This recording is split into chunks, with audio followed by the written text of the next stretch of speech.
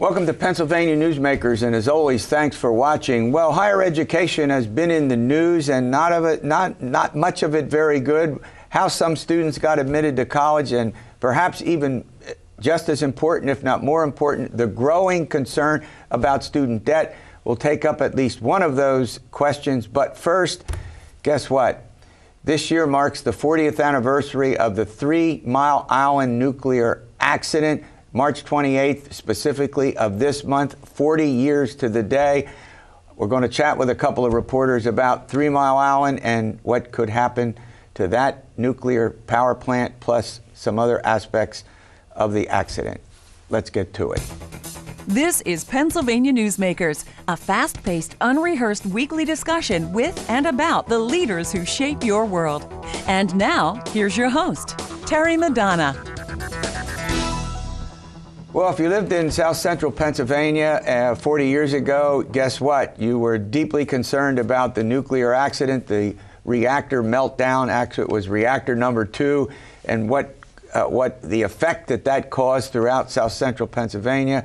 But also, it became a huge national, even an international story. Its ramifications, in many ways, still live with us today. I'm going to chat with 2 reporters who've written about this and who have a deep understanding of that accident and what could happen in the Pennsylvania legislature to provide a subsidy for the nuclear energy, for the nuclear power plants in our state. Joining me to talk about that subject is Charlie Thompson. He's with the Harrisburg Patriot News and PennLive. And Katie Meyer, she's the Capitol Bureau Chief with WITF Public Radio. Charlie, let's start with you. You've written extensively about this. You were around, weren't you, 40 years ago? But maybe I shouldn't pursue that. No, that's fine. That's fine. Sometimes you're happy to be able to say, "Hey, I was there when." Yeah. Right? Yeah. So, okay, explain to the folks, 3 Mile Island, 40 years ago, March 28th. What happened? Well, there was in technical terms, there was a loss of some of the water that kept the reactor core at 3 Mile Island Nuclear Power Station cool. Right. Cool enough to function as it regularly should. This led to, and I'm dramatically paraphrasing this, but this led to a partial reactor, a partial meltdown of the reactor core, and several days of high anxiety about what was going to happen at that plant. Were there going to be explosions, tremendous uncontrolled releases of radiation, and it was really the worst commercial nuclear power accident in the United States, probably the worst in the world to that point. At that point, yeah. And it was one of those weird moments where you live in South Central Pennsylvania, you don't typically find yourselves at the center of the world's attention, but we really were for about a week there in March of 79. And what's fascinating is that much was not known. I mean, as Charlie points out, the concern about whether there would be an explosion, what would happen with radiation, the spread of it, and I mean, part of the problem was that there wasn't much known. The second problem, to be candid with you, was the owner of 3 Mile Island, Metropolitan Edison. They put out contradictory information, so when Governor Thornburg, who had been in office, something like 71 days when this incident took place, he was trying to react to it and trying to figure out how to communicate with people not just here but all over the country. Yeah, I mean, we've been covering this at WITF, and there's great archival footage of press conferences at the time, and that's a really good way, if you go back and look at that, we've put a lot of them online. It's a great way of just of seeing firsthand how little the politicians knew and how unclear the people who ran the plant were being. And, reporters were not super familiar either with the workings of a nuclear plant. And so they were all just, butting heads in the dark almost, trying to figure out what to tell people. And so you saw it coming from that. I mean, eventually, they got science reporters in. There was some very good reporting done. The plant kind of got its act together, but it took a minute. And in the meantime, people didn't know if they should stay or go. And, it was a little bit of a mess. And Governor Thornburg had to make this decision about whether to order an evacuation of hundreds of thousands of people. In itself could have caused panic, and imagine people all of a sudden jumping in their automobiles or whatever and trying to get the heck out of South Central Pennsylvania. And he didn't do that. Right. A certain portion of the population made that decision for themselves and did, but Thornburg, really showed a certain amount of steadiness at the helm during this crisis. And it's interesting, in his own memoir and interviews after the fact, he's talked about that decision. And you talked to him personally about it, didn't you? Sure, yeah. And he really, that was probably the hardest decision that he had to make in 8 years of being governor here. And but he came down on the side of that he felt that any mass evacuation in that kind of circumstance ran the risk of, potential loss of life because of people just, screaming off on the highways, and he thought that the consequences of that could be worse than what we didn't know might happen. And so he decided in the end to advise pregnant women and families with children that were like preschool age to leave, but not if they were within 10 miles of the plant, but no general evacuation. All right, we're going to run to a break. We're going to continue with this, and there's another angle here.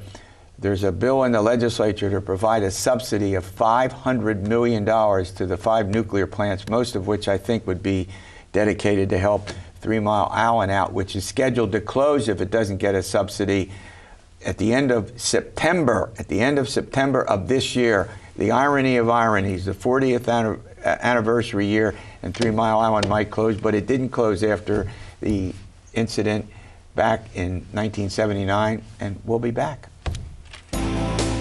This broadcast of Pennsylvania Newsmakers is presented by the Pennsylvania Chamber of Business and Industry, the statewide voice of business, and by the Pennsylvania State Education Association and Partners for Public Education, bringing the power of a great education to our schools, our students, and our communities.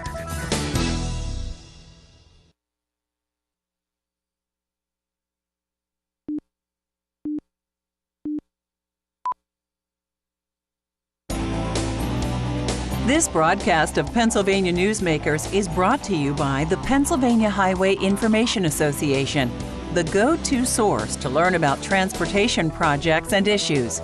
Please visit pahighwayinfo.org. And by the Pennsylvania Manufacturers Association. Business in Pennsylvania is our business. Well, welcome back. I'm chatting with Charlie Thompson and Katie Meyer, 2 reporters. They cover all things dealing with the state legislature and state politics. Katie, I'm going to go back. I'm going to start with you. 3 Mile Island, the 40th anniversary year, March 28th. We went through that. And interestingly enough, there's now a proposal in the state legislature to provide $500 million in subsidy. Explain that to our viewers. What's it about? Does it have any chance of getting passed? But you and Charlie can... Yeah, well, this is in early days at this point. There is a proposal from Representative Mahaffey to... a Dauphin County lawmaker, Dauphin County lawmaker, so it's in his district, to bail out 3 Mile Island and another plant that's a little farther away. The problem with TMI at this point is that it only has one reactor. As we discussed, one melted down and has not been fixed.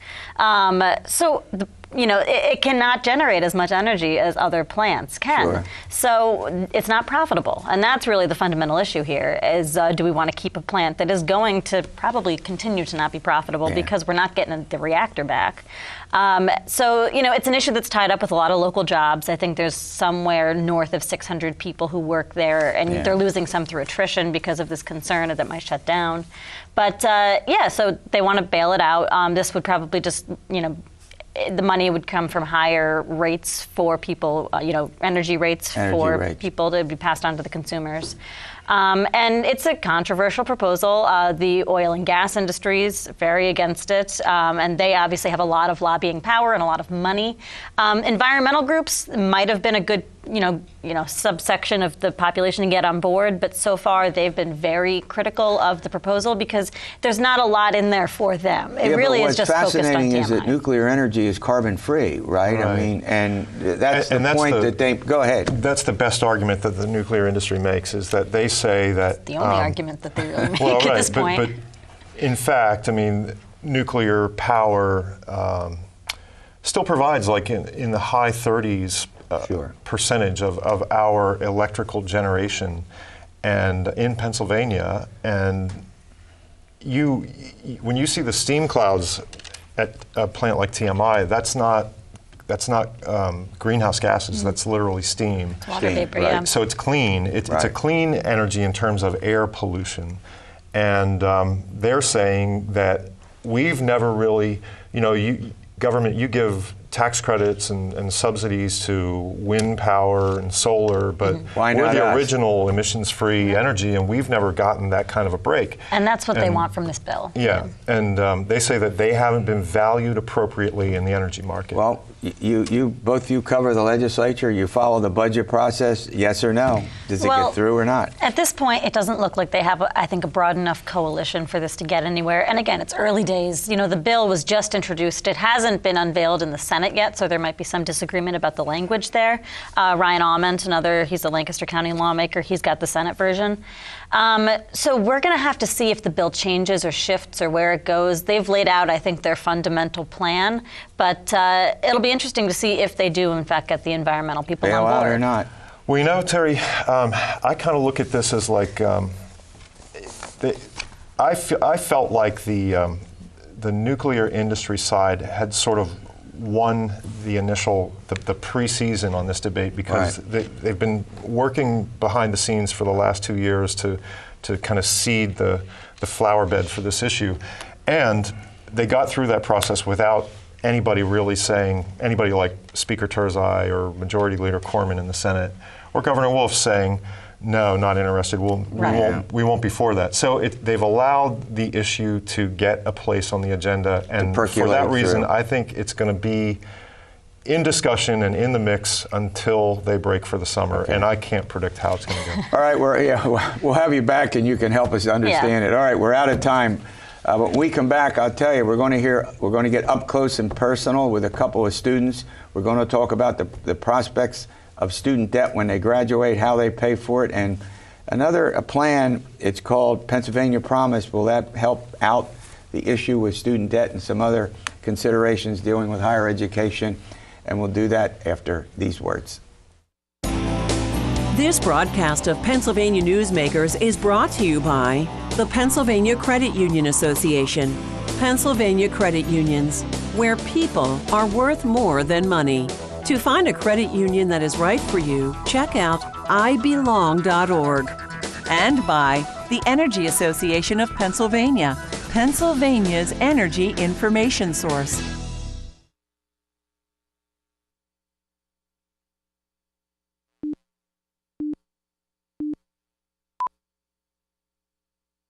This broadcast of Pennsylvania Newsmakers is brought to you by the Association of Pennsylvania State College and University Faculties, representing the faculty and coaches who are devoted to providing quality public higher education for Pennsylvania's college students. Well, one of the big issues that has come up in the last several years has to do with student debt, with the loans and how students pay for colleges and universities. It's become a huge problem across the country. Joining me to talk about, we're going to personalize it. We're not going to deal with statistics and facts so much as we're going to hear the personal story of two students. First of all, I have Shawn Aleong. He's a student at Temple University, and Amayir Capers. He's a student at Bloomsburg University. So we've got the public sector pretty well covered here. Amayir, let me start with you. You're a student at Bloomsburg. What's your overriding concern about your student debt? I think I know, but help us out. Yeah, well, of course, Terry. Well, I mean, the first reason is that, like, for obvious, talking about student debt and the fact of the matter that I'm going to have to pay for it after college. So that's the big one, the big obvious piece. But mainly on top of that is the fact that it continues to accumulate. Like, for instance, you know, I got different things that I have to pay for in college. Tuition, you got fees, you got room and board, and then you got personal things, food, and et cetera. And the ability and the time that you got to pay for it is pretty much construed when you talk about the time you got for classes and then your free time. So currently I'm working 2 jobs. I work at the Home Depot and I work at Domino's. And to be honest, mainly, I really don't have time to go ahead and study. Like, you know, as soon as I get home from work, I got to go ahead and get dressed and change into my Domino's uniform. And all this has to do with the fact that you have to pay for college and you're working to cover those expenses. Is that the bottom line? Pretty much. Like, you know, last year I was afraid that I actually wasn't going to come back for this semester because I had a balance that I wasn't able to pay. Right, right. All right, Shawn, the same, similar story with you? Yes, college for me and for people just like me is independence. The more knowledge that we get, the more independence that we can be. But the main key is, how can you afford it? How can you pay for it? And I know for myself, like, I have a single mom in the city, and my mom sometimes struggle to pay the bills, yeah. She don't struggle, but she have to pay more for my tuition instead of focus on do she have money for a rainy day? I got it, too. But are you going to end up at the end of the day with student debt, or is your mother able to pay for all of it, or is that still a big concern of yours? That still not much a concern for me right now because I got a full ride.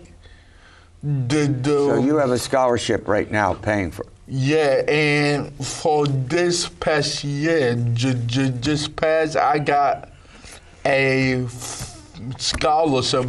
But before that, I will watch my mom worry about, how am I going to pay this bill? I got it. Or this bill.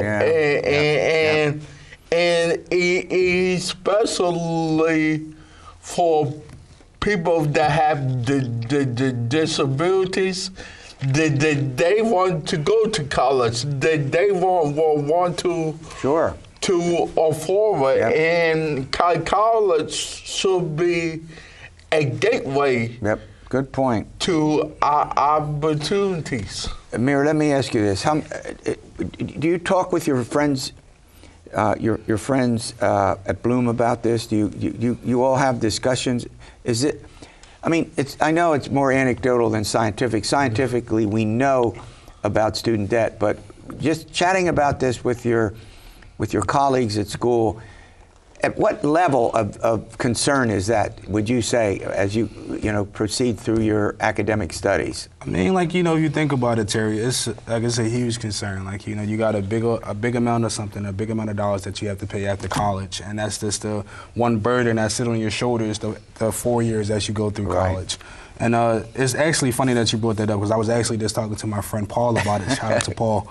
And mainly, as we was talking about it, he actually is paying. He has a little bit of financial aid that's covering his bill, but he's actually paying like majority of his tuition straight out of pocket. All right, we're going to have to. They're in my ear telling me we're going to run to a break. We'll be right back and continue this discussion. We also want to talk about something called PA Promise. We'll do that in a moment. This broadcast of Pennsylvania Newsmakers is brought to you by the Pennsylvania Medical Society. Inspired physicians committed to the good health of Pennsylvanians and the advancement of the practice of medicine. and by the Pennsylvania Healthcare Association, the future of long-term care.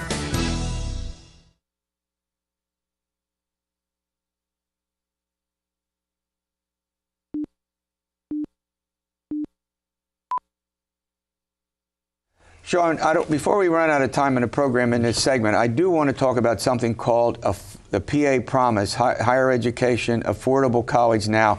What's that program about? Why should we care about it? Okay. PA Promise is a proposed bill to help students that cannot afford college, right, go to college even for free or have a certain amount. Okay. So the free tuition would be based on their income, right? Right. The lower, okay, go ahead. Well, right. And this is like a gateway for success, and not only for educational wise, but also for the community wise. Yeah. All right. So we have you're in the state system. Students' real tuition and fees increased 51% according to the public data that's been released.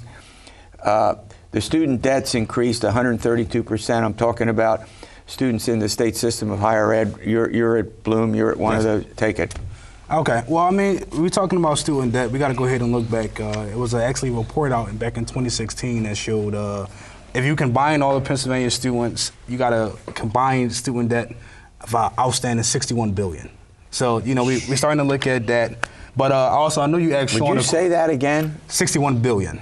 That's a billion with a B, not million. So we talking about taking money away from after colleges. Now students got to worry about their debt, opposed to worrying about getting back to the economy, buying homes, buying cars, buying things that's going to help them sustain in life. Wow. So I think that's a strong piece that that's pretty much overlooked when we talk about student debt. Okay, we have 1 minute. Go ahead.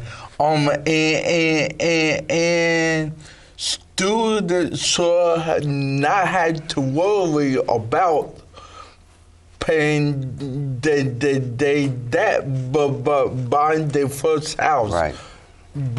Or getting their first loan. So for the car or whatever. Right.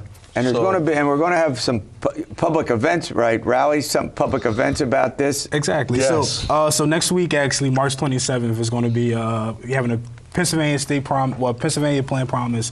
March 27th, you can go ahead and talk to anyone in your ASCAP office, and they'll go ahead and get you information, get you a bus ride there, and pretty much just to advocate for this plan. Because we're out of time. I got to go. Thanks for coming on the program. We'll see you next week for another edition of Pennsylvania Newsmakers, and as always, stay well.